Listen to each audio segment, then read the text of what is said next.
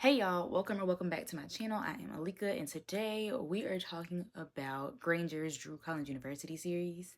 Y'all, I decided to read all 3 books in one weekend and book 1 had me locked in.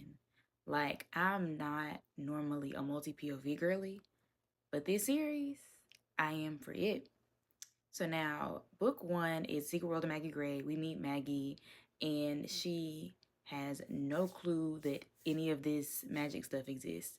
She is up in front trying to tell a story she thought her grandma made up about the civil rights movement because sis did not write the paper she was supposed to write.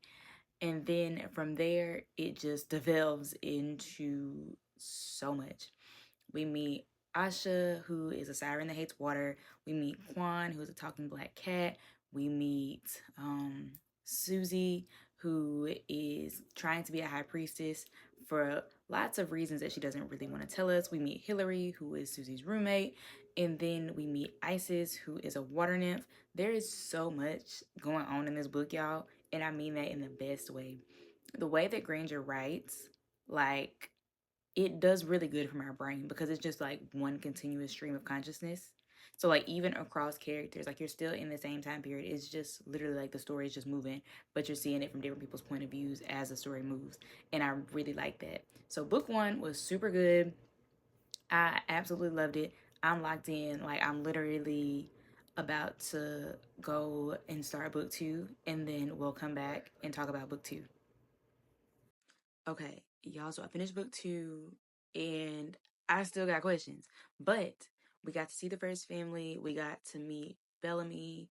That y'all, when I say like this stream of consciousness that I just feel like she's writing is top tier.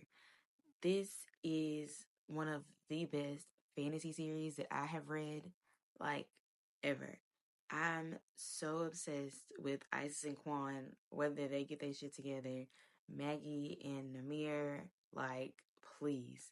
Y'all, the way Susie drove that man crazy, like, I knew it was more to that girl. Like, I knew there was so much more to her than what she was letting out. And we find out, like, towards the end of book 2, what really is happening, but I don't want to spoil it. So I'm trying to tell y'all, like, everything that happened without telling y'all everything that happened. But I very much loved this series. And I got the arc for book 3. So that's what's next. I am going to dive into that and finish that. But baby, listen. If you have not read anything by Granger or her other pen name Desiree, get on it. Get on it right now. Specifically the Drew Collins series because I am hooked, okay? Super hooked. Y'all, I literally just finished book 3 and let me tell you something. This is the way you wrap up a series. There were so many questions that I had that got answered. There's still some characters that I want to know more about just because I'm really invested in them as characters, and the way she developed them really made me want to know more. Baby, that girl Maggie Gray, she said don't play with her. Asha learning more about her family. I am still not sold on Susie. Like, I've had a lot of questions about what she really is, who she really is, and I need those answered because I ain't never really buy into the sweet, like, yeah, I don't know. I want more about Bellamy, but that's because I want him to get his own book, which I think he is getting his own book. Book 3 in the series comes out February 21st. Definitely check it out when it drops. Like I've said, it is the perfect ending to the series. It wraps up so much. I suggest binging the series because I definitely did that. Book 1, 2, and 3.